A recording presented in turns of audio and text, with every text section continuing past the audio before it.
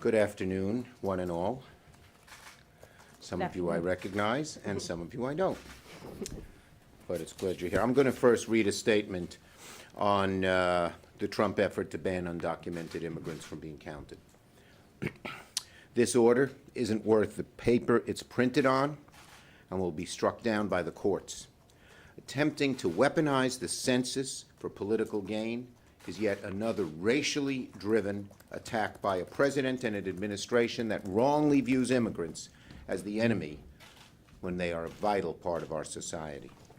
This heartless order will only stoke fear and deprive already underfunded communities across America of much-needed federal resources across all of our government, including education, transportation, infrastructure, and more. It's mean, it's vicious, it's typical of Donald Trump.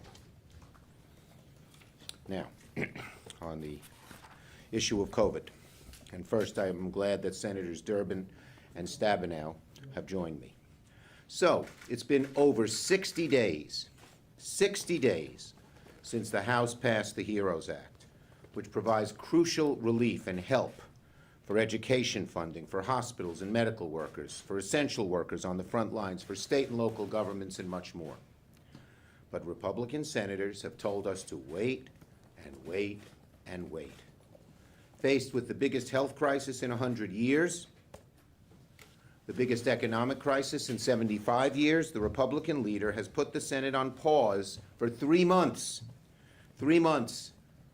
As more people die, as more people get sick, as more businesses go under, as more people are unemployed. Put it on pause. What kind of attitude is that? Every week that Republicans delayed, the crisis got worse and worse for the American people. Now that Republicans are finally feeling the heat to do another relief bill, instead of working with Democrats, Leader McConnell has decided to write the bill behind the closed doors of his office, the same partisan, one-side-only process that has failed time and time again to produce successful legislation in the Senate. It only delays action. Worse, with time ticking away, Republicans can't even get their own act together.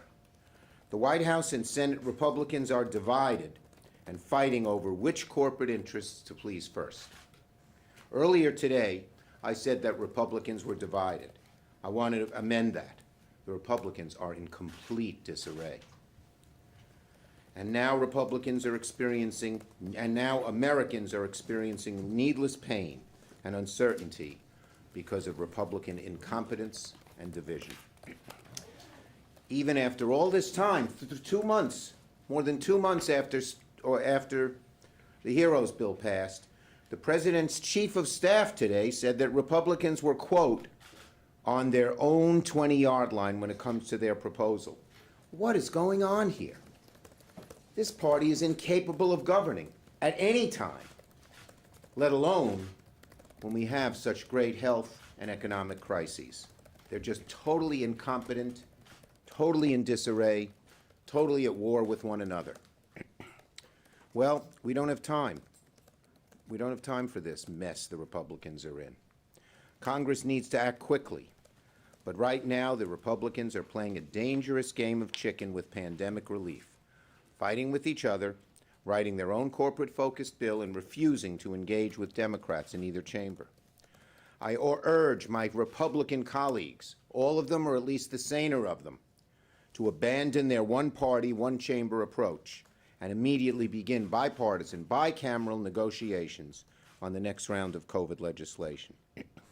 They shouldn't waste everybody's time constructing a partisan bill that benefits corporations and big special interests, and instead work with us on something that can pass. One final point. President Trump is committing one of the greatest failures of presidential leadership in our nation's history. It may be the greatest failure, may be rivaled by Buchanan exacerbating the divisions in the country before the Civil War, but nothing else.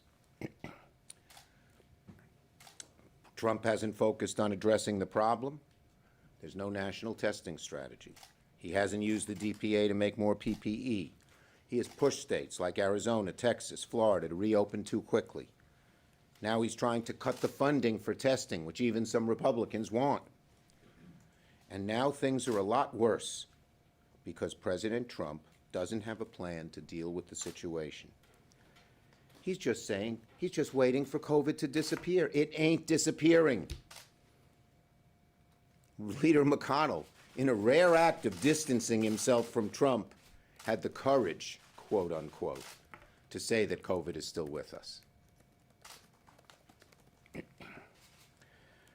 The president can't even model good behavior and encourage Americans to wear masks. When the COVID crisis task force briefings resume this afternoon, the administration should keep Trump away from the podium.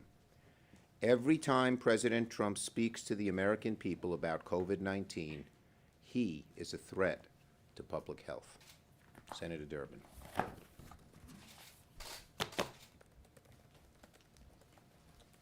Most of us remember those speeches on the floor from Senator McConnell. They go back almost 3 months ago. It was before there was any specific provision that they were talking about in terms of the next COVID bill. But there's one thing that Senator McConnell wanted to make abundantly clear to everyone that served in the United States Senate. He had a red line, remember? There will be nothing done for COVID unless you respect the red line. And what was the red line? The immunity of businesses across America when it came to liability for COVID-19. How many times did he give that speech? Day after day after day, he talked about the red line when it came to immunity for any kind of liability. Well, I paid close attention to it because I was anxious to see the McConnell proposal when it came to immunity. And I waited and waited and waited, and the best we could come up with so far was a report from the special interest lobbyists on K Street that McConnell and the Republicans had been trying out a couple ideas on immunity on them first. We're still waiting to see the language of this so-called immunity provision from Senator McConnell. But this much we know.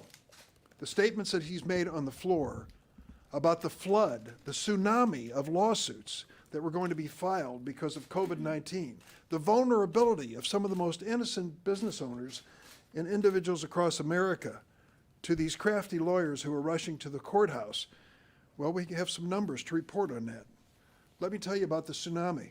We live in a nation of 330 million Americans. So far, we know that there have been 3.5 million Americans infected by COVID-19. 3.5 million? Here comes the tsunami of lawsuits.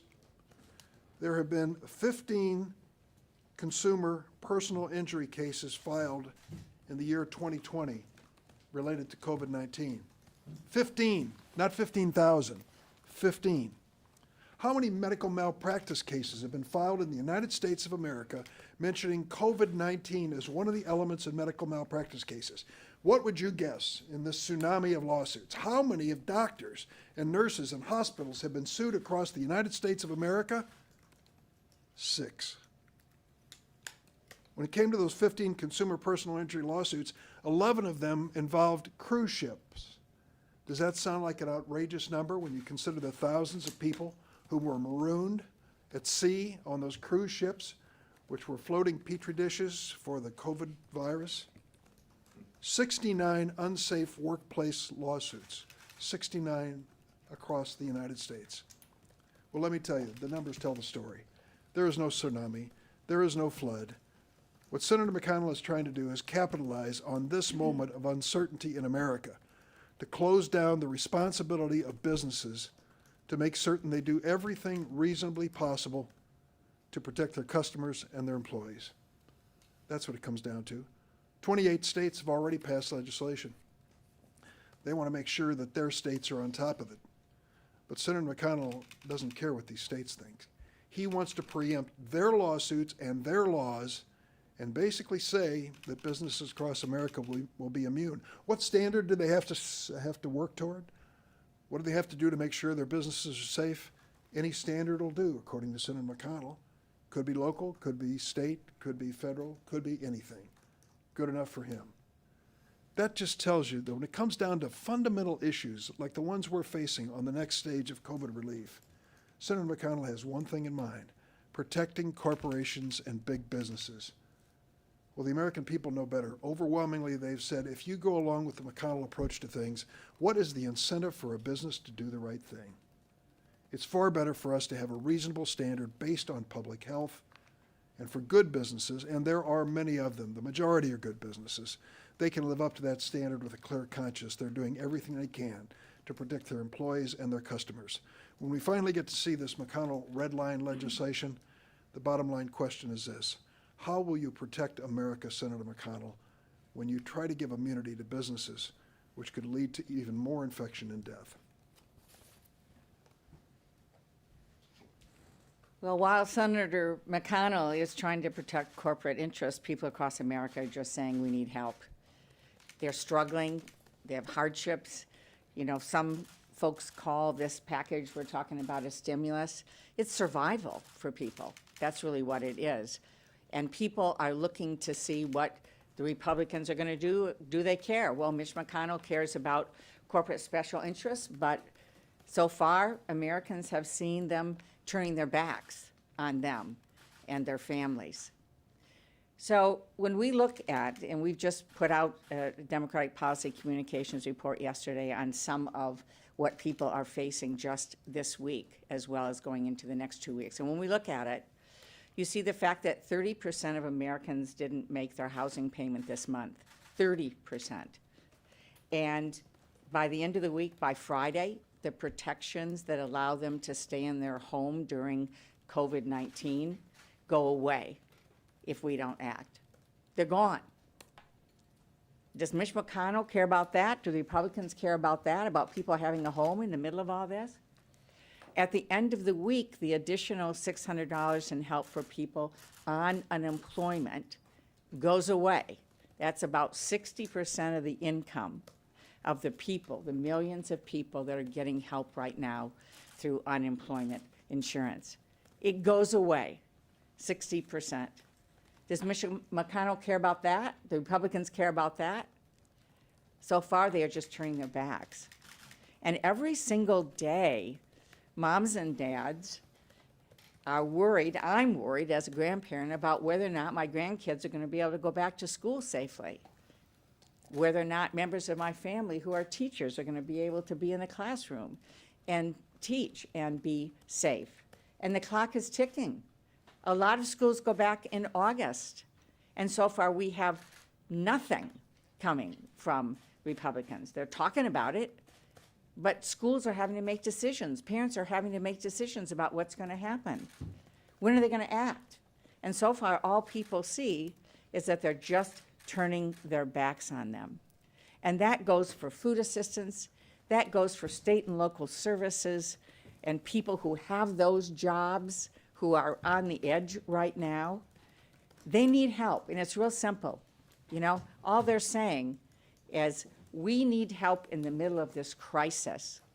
And what they're seeing from the Republicans is simply that they are turning their back on them. Well, we're not turning our backs, and we're going to fight every single day and do the very best we can because we understand what's at stake. The bill's not about stimulus. It's about survival. We get it, and we're going to work as hard as we can to make sure people have as much as what they need to be able to survive during this pandemic. Thank you, both Senators Stabenow and Durbin, for great statements. Yes. Leader Schumer, I have one question about the president and one about unemployment. First, why is it that you don't believe the president should be involved in these daily health briefings from the White House? I don't think people should take bleach. I don't think hydroxychloroquine is a cure. I think that warm weather does not make this go away. The president's called it a hoax. He misleads people. When you look at foreign countries in Europe and East Asia, developed countries, why are they much better off than us? Because they had leadership. And this president shows no leadership, and when he gets up, he speaks of mistruths. He tries to muzzle the scientists. Better he stay away. We do better without him. Thank you. And then on unemployment insurance, would you be open to a middle ground, perhaps not renewing the entire $600 in expanded unemployment benefits, but something a little lower? If you look at the statistics, the unemployment insurance that we passed has kept more people out of poverty than just about anything else that's been passed. People need to feed their families. People need to pay the rent. And what the Republicans are talking about, drastically cutting it, and then coming up with this idea, well, we'll give you money for going back to work. If you're going back to work, you're going to be paid a salary. The bottom line is we believe the provision in the HEROES Act is a fine provision, and we're sticking with it. So you're not open to a middle ground? Said what I said. Hi, Senator. I was wondering what minimum price tag you're willing to accept for the next COVID relief. We think the HEROES bill is the right place to be, and that's our position. Unlike Republicans, Democrats are united, House and Senate, behind the HEROES bill. It has overwhelmingly broad support. Yeah, are there a provision here and there that one or two might not like, or a couple of provisions people want to add in? Sure, but it has huge support. Compare that to the feuding, fractured Republican caucus, and the fact that the president and the Republican senators can't agree. It's unbelievable. It's quite a contrast. We might have one sliver of common ground here. Mitch McConnell just said in the GOP plan he expects direct payments to U.S. residents to be included. So is that something you want? But also, more importantly, do you envision this being around $1,200 like last time? Look, we're not going to negotiate against ourselves. The HEROES bill had a provision far more generous than what McConnell is talking about in terms of direct payment. Former Vice President Biden recently suggested that he would be open to supporting eliminating the filibuster if Republicans obstruct his agenda. Where do you stand on that? Are you more receptive to taking a look at doing that? Job number one is for us to get the majority. We don't take anything for granted, but it's looking better and better. And once we get the majority, we'll discuss it in our caucus. Nothing's off the table. Hi, yeah, so today, Senator McConnell did outline the initial GOP proposal, and it would include another round of direct payments. Does that development encourage you when it comes to garnering Well, GOP you know, the support? proof of the pudding's in the details.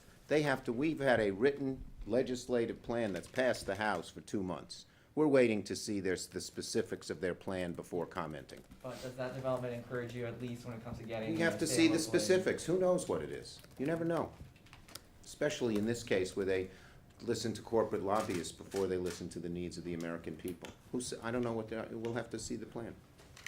Yes. Yeah, on business immunity, I mean, is that a line in the sand for you guys? Is that a complete Bottom line non-starter? is, and Dick outlined it very well, McConnell's bill is extreme. It's been written by lobbyists and corporate, big shot corporate interests. Our number one goal is to protect workers. And for McConnell to make this the number one issue, when 20 million are out of work and need help, when people are losing their homes and need help, when people can't feed their kids and need help, when small businesses are going under and need help, shows where he's at. He's not for helping average Americans. He wants to help the big corporations ahead of anybody else. What, the payroll tax reduction? I mean, we don't know if that's going to be in their final Well, plan. let's but see is that what's in there. We don't know yet. They can't even get their own act together. They can't even put a bill together among themselves. Can, Last one. thoughts on the federal forces that have been going into various I think it's cities? despicable. Senator Merkley has legislation that a broad number of people in our caucus support, including me. And it would say no unmarked cars. It would say no unmarked police. And if federal agents want to protect federal property, they should be on that federal property. And if they want to be in any other place, they need permission of the mayor, governor, or executive who has jurisdiction over the area. I thought what the president did is two things. First, it's despicable. It's like a third world despotic country where you pick up someone, no identification, drag them somewhere, and he doesn't even know or she doesn't even know what's doing. And second, it's so typical of Trump. He can't solve the COVID crisis. Testing is a mess. The whole country realizes he's an abject failure, so he tries to do a diversionary thing. But this one is a despicable diversionary thing, and it will backfire on him. Thank you.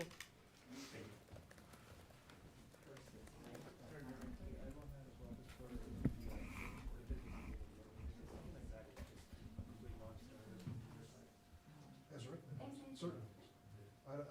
Listen, first, there is no tsunami of lawsuits. That's clear. That's contrived. And secondly, there's a question as to what these good, basically, well-intentioned corporations and businesses will do. The ones I've talked to said, just give us tell us what the reasonable standard is in terms of social distancing. Could that be the compromise? Maybe if Scalia would actually issue some federal standards, then maybe you could have I tell you, they've avoided it, haven't they? take a look at this administration, they don't want to put out the federal standards, so we haven't seen it. But if they're enforceable standards based on public health, I think we have a conversation. And what about, I mean, we're seeing Republicans tear themselves apart right now between here and the White House over this, the payroll tax, getting rid of it, putting on holiday. Is that something that is gonna fly at all in bipartisan negotiations? I don't think it really, from my point of view, we have so many things to speak of on this list. It's not the top of the list. Unemployment is the top of the list as far as I'm concerned.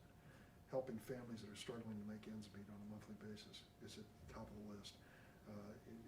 As Chuck has said, there are other things we've considered in the past. Cash payments is one of them. And this payroll tax, I'd have to look at closely.